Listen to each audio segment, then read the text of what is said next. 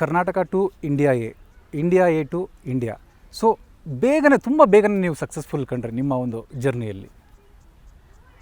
ಅಂದರೆ ಬೇಗ ಅನ್ನೋದಕ್ಕಿಂತ ನಾನು 5 ವರ್ಷದಿಂದ ಅರ್ಜುನ್ ಸರ್ ಜೊತೆ ಇಲ್ಲಿ ವರ್ಕ್ ಮಾಡ್ತಾಯಿದ್ದೆ.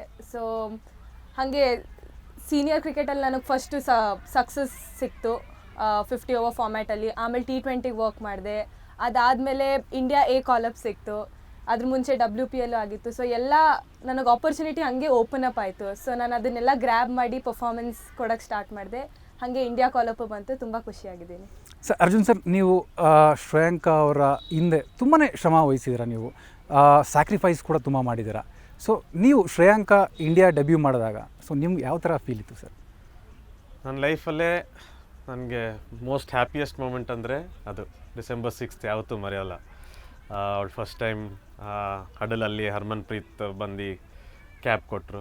ಸೊ ನಿಜ ಕಣ್ಣಲ್ಲಿ ನೀರೇ ಬಂದಿತ್ತು ಅವತ್ತು. ಅದಾದಮೇಲೆ ಫಸ್ಟ್ ಮ್ಯಾಚ್ ಇತ್ತು ಅದು T20ಲಿ. ಸೊ ನ್ಯಾಷನಲ್ ಆ್ಯಂಥಮ್ ಕೂಡ ಇತ್ತು. ಸೊ ಆ ಫೀಲಿಂಗ್ ಅದಕ್ಕಿಂತ ಮೀರ್ಸೋಕ್ಕೆ ಏನೂ ಇಲ್ಲವೇ ಇಲ್ಲ ಅನಿಸುತ್ತೆ. ಶ್ರೇಯಾಂಕ, ನೀವು ಡೆಬ್ಯೂ ಮಾಡಿದಾಗ ಒಂದು ಕಡೆ ಹರ್ಮನ್ಪ್ರೀತ್ ಕೌರ್ ನಿಮಗೆ ಕ್ಯಾಪ್ ಕೊಡ್ತಾರೆ, ಮತ್ತೊಂದು T20ಯಲ್ಲಿ ಸ್ಮೃತಿ ಮಂದನ ನಿಮಗೆ ಕ್ಯಾಪ್ ಕೊಡ್ತಾರೆ. ಸೊ ಇದೊಂದು ರೀತಿ ಪ್ಲೇಯರ್ಸ್ಗೆ, ಸಹಜವಾಗಿ ಯಾವುದೇ ಪ್ಲೇಯರ್ಸ್ಗೆ ಆಗಲಿ ಒಂದು ರೀತಿ ಎಮೋಷ್ನಲ್ ಆಗಿರುತ್ತೆ. ಸೊ ಆ ಎಮೋಷ್ನಲ್ ಸೀನ್ನ ನಾವು ಹೇಳ್ಬೋದಾ ನೀವು?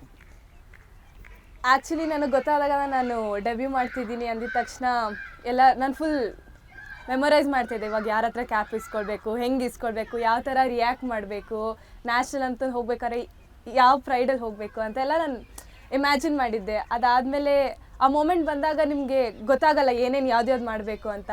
ಸೊ ಕೇಳಿದ್ರು ನನಗೆ ನಿಮಗೆ ಯಾರಿಂದ ಕ್ಯಾಪ್ ಬೇಕು ಅಂದಾಗ ನಾನು ಫಸ್ಟ್ ಸ್ಮೃತಿ ಮಂದನ ಅಂದೆ. ಆಮೇಲೆ 50 ಓವರ್ಸಲ್ಲಿ ಹರ್ಮನ್ಪ್ರೀತ್. ನಂಗೆ ಅವರಿಬ್ಬರು ಸ್ಮೃತಿ ಮಂದನ ನಿಮ್ಮ WPL ಕ್ಯಾಪ್ಟನ್ ಕರೆಕ್ಟು. ಆಮೇಲೆ ಹ್ಯಾರಿದಿಂದ ನನಗೆ ಯಾವಾಗಲೂ ಅವ್ರದ್ದು ರೆಸ್ಪೆಕ್ಟ್ ಇತ್ತು. ಆಮೇಲೆ ನಾವು ನೋಡ್ತಾ ಇದ್ದೆ ಅವ್ರ ಕ್ರಿಕೆಟ್ನ. ಸೊ ಇಬ್ಬರಿಂದನೂ ಕ್ಯಾಪ್ ಸಿಗೋದು ನನ್ನ ಡೆಬ್ಯೂ ಅಲ್ಲಿ ನಂಗೆ ತುಂಬಾ ಖುಷಿ ಆಯಿತು.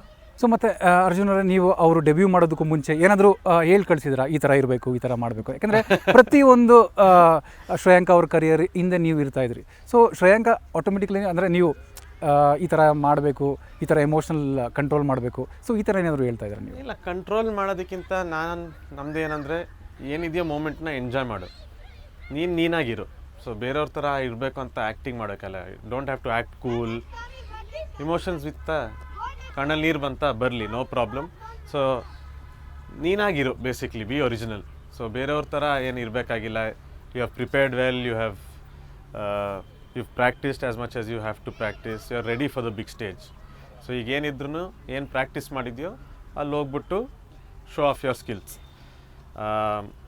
Which is all my advice to her was ಅಷ್ಟೇ.